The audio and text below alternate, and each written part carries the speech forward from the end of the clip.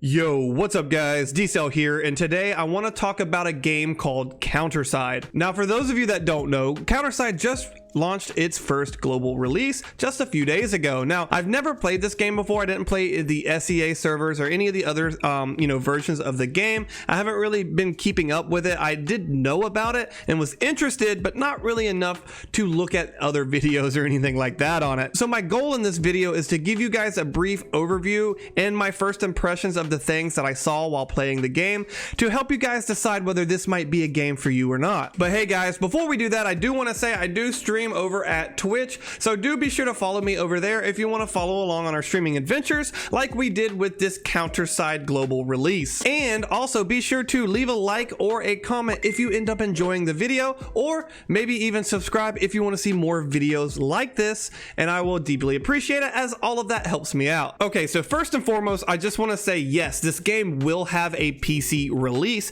It's going to have a PC client, but if you Google the PC client right now, if you Google Counterside PC client, what comes up is not the global version of the game, okay? It will bring up, I think it's the SEA version, I'm not sure which version it is. Only the Android and iOS versions of global are active right now. We're gonna have to wait, I think it's until August for it to be released on Steam. That's right, it's gonna be released on Steam, and that's gonna be our PC client. However, the game is fully cross-platform. That means you can play it on your Android, you can play it on your iPhone, and eventually when it comes to the PC, we'll be able to play it on the PC as well, and all of it will just function together. When I started the game for the first time, I immediately noticed the music and presentation was stellar. I love the intro scene, and the music throughout the game was fantastic. Overall, the game felt like a complete package. However, this is going to bring me to my immediate first con about the game that I experienced, and that is the dialogue. Oh god, the dialogue. There is so much exposition, world building, and walls of text to crawl through just to get to the very first combat tutorial. It's absolutely ridiculous what you got to go through just to get to that very first 5-second combat. Luckily, you can skip through this. However, I fear that anyone actually caring about the story will kind of be turned off by this. You might even get bored at first because you're wanting to introduce yourself to this game for the first time, and you want to see what the game is about, and you're just met with walls and walls and walls of text. It can be a little off-putting. And even with the skip option there, you know, it makes it feel like you're missing out on so much because of just how much text you skipped over. Being able to skip through it is definitely a plus, and not only can you just skip through the dialogue instantly, you can skip through stages that you've previously completed before. So like if we go to a stage here, we're gonna go to let's go to a simulation stage and attack, and you will see that anything that I have properly cleared, when I go to the operation, you can skip the battle, and there's no like skip tickets needed. There's nothing like that you have to do extra. You just skip it, you get your resources, and you're done. I really like this. This is a great quality of life feature to have. The combat in this game is absolutely amazing. It's beautiful, it's chaotic, but somehow you feel in control of what you're doing. The manual combat in this game is engaging, and I can't wait to see how crazy the real-time arena is gonna get. The artwork, the animation in this game is very excellent. They feel fluid, it looks flashy. Like I said, it's very, very chaotic, but if you're in manual mode and you're dropping the units in, you're countering with the units, you're pulling them back and redeploying them, like you feel in control of the chaos. It does a very good job of balancing like the chaotic nature of the battle, but giving you control over the outcome. After you clear episode 1 here, you are gonna unlock a ton of stuff to do. And now this can be a good and a bad thing. I mean, it floods you with a absolute crazy amount of stuff to do, but that can be a good thing or a bad thing. The good thing about it is you're gonna have a really hard time running out of something to do, but the bad thing is you can like lose focus on what you need to like actually do and what you need to be doing next. Okay, it just throws so much at you at one time. However, they do have like a sort of newbie type mission where you can go through, you're gonna get rewards for doing it, and it does help kind of streamline this a little bit so you can kind of figure out what you need to be doing doing, how to build your ships, how to build your units, etc., etc. So this is kind of nice. However, not everything in this like it's called mid-sized firm. I think you have like newbie firm, and it'll keep going up and up as you get the missions done, but some of them aren't retroactive, so do be careful. Make sure that you're like checking the mission, what you're supposed to be doing, because you don't want to get too far ahead, because sometimes you will have to backtrack and redo a mission. All right, let's go ahead and talk about like everything, all the systems in the game that I ran across. Obviously I'm only level 16, so I'm not going to be able to go over everything, but this will give you a base overview of what to expect in the game. Operation is where all of your campaign stuff is at. This is where your main campaign is at, where all of your side event stuff is at, where your daily dungeons are at, your side stories. Counter case is a neat little thing where you go in and different characters, depending on their level, you can go in and quote unquote investigate them and get extra resources. So this is really nice. This is a nice way to get extra resources. You have a free contract here. This is another side event stuff. I believe this gives out equipment, if I'm not mistaken. This is like yeah, this is the equipment dungeon here. And then event tab is where we have our other side events. Like right now we have sweet promotion. This is a side event to go through, but yeah, absolutely ton of stuff to do, so it can be overwhelming, but at the end of the day, at least you're not going to run out of stuff to do. Then from the operation, you do have squads. Now you have up to 5 free squads that you can create, which is nice because you can have 5 different standing squads to use. You can unlock an absolute ton of them, but each one is going to it's going to cost these little quartz crystals to unlock, right? So yeah, unlocking them costs quartz, but the option is there, and eventually you'll be able to get more squads. But having 5 out the gate is pretty good. Then you have your management tab. Your management tab is where you're going to go in. This is where you level your units up. This is where you limit break them and, you know, level up their star levels, and you level up their skills. This is the tab for that. HQ. Now for my Final Gear fans, if you're watching this is nothing like the Felix system. There is nothing to really min-max here. This is just where you're going to go in. You're going to work on your ships. You can construct ships. You can like modify the levels. You can modify the star levels here. You can construct new ships by going to ship construction, so you can get the resources. Now moving back on, we have the workshop. This is where you build your gear. This is where you craft gear at. And then we have the dormitory. The dormitory is kind of where you get your fondness levels for my Final Gear players. This is where you get your loyalty levels. Okay, loyalty levels unlock emotes for the characters and things like that, and like facial expressions, and you can have a tank in your dormitory, because you know the game is baller like that. Gauntlet is your tried and true PvP. Now you have strategy battle, rank battle, and friendly match. To get ranked battle to unlock, you do need 100 points in strategy battle. Okay, strategy battle is your tried and true arena mode. You go in, you have some opponents that you're going to be able to select a list from. You can refresh it. It takes a minute to refresh the list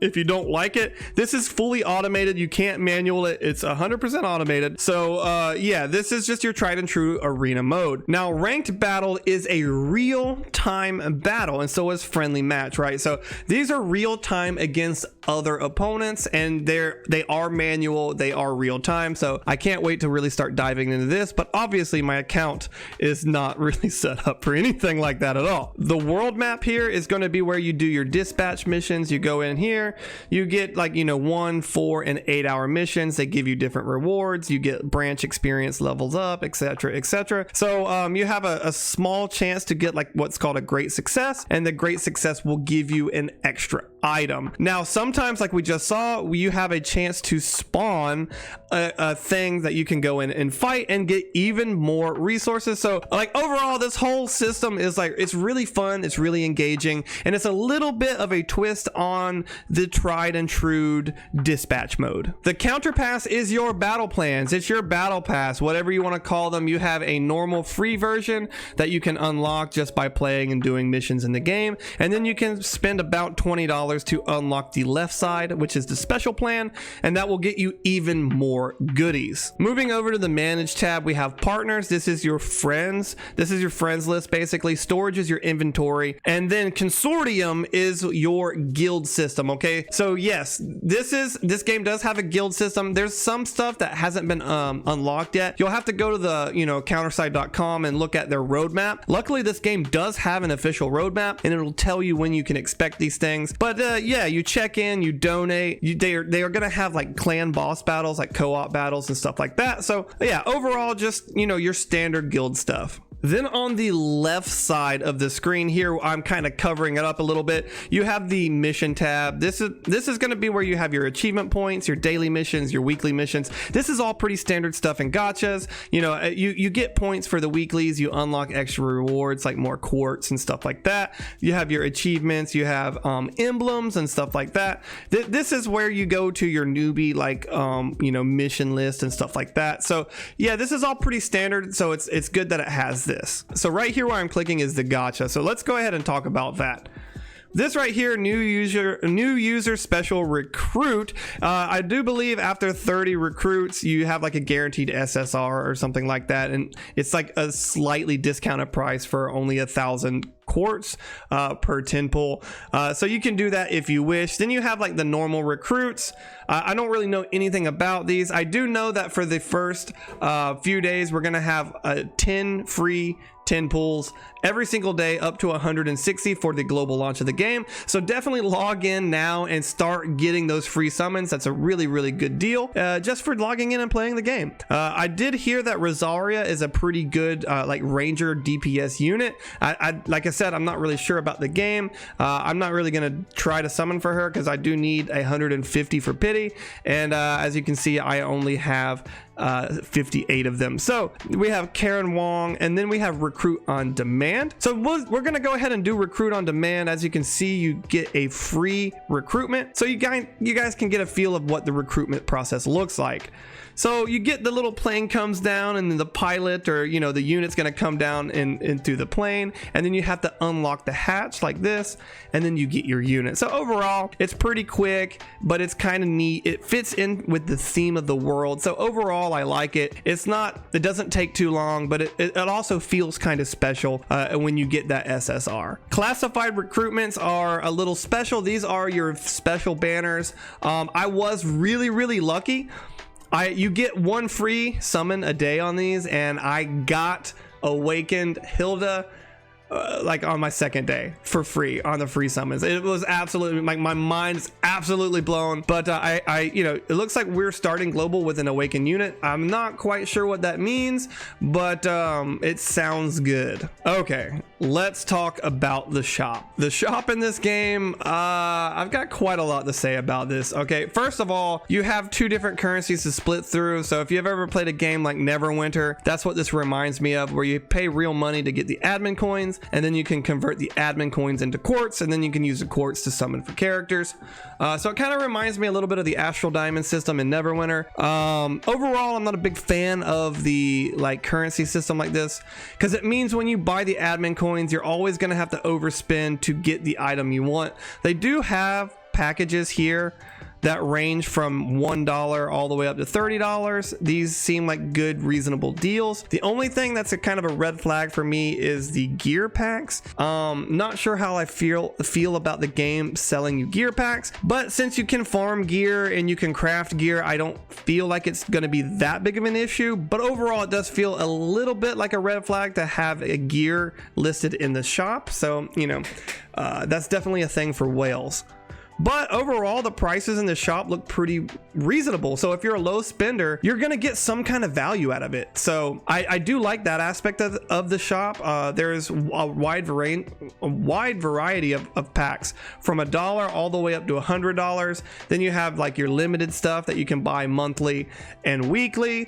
Then you have your conversions that you can do to quartz. And then you do have the subscriptions that you can do for basically $20 a month. You get like X amount of admin coins every month. So not bad there. You have just a ton of stuff in this shop. I'm not going to go over everything in the shop. I just will say there's pros and cons here. It does feel a little nasty to have gear in the shop, but at the same time, there is a lot here for even low spenders. So if you do want to spend on the game, but you don't want to be a whale, there's something here for you, and you're going to get some kind of value out of it. And I do like that aspect. Let's talk about the things that I ended up really, really enjoying about this game that kind of caught me off guard. So as you can see here, as I stop pressing anything on the screen, the UI fades away and it just comes into this nice UI-less.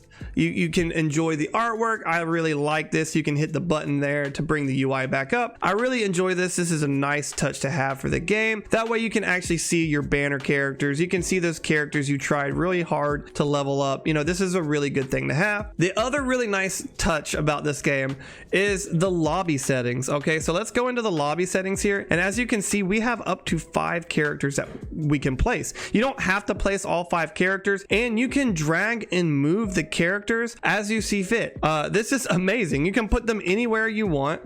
You can change them. You can even change their expressions once you get their loyalty levels up. You can change their expressions. You can change the units. You can change the background. I don't have any new backgrounds, but you can even change the lobby music. Once you start unlocking lobby music, you get different music. You can even create a playlist to play for the lobby. So like overall, this is so much customization for your lobby screen. I love it. It's amazing. I wish all games had like this level of detail. Another thing that was really nice about this game was the selective SSR summons. It works very much like the Epic 7, pull 30, 10 pulls and pick which one that you like. You can't go back. So if you do get a pull that you like, you need to keep it, or you can risk and keep going further. So I do like that. And now as far as characters to look out for, I'm not really sure, but I do see this guy here, Kyle Wong, is pretty much the guy that everyone suggests to get. He's a really good unit to have. Apparently,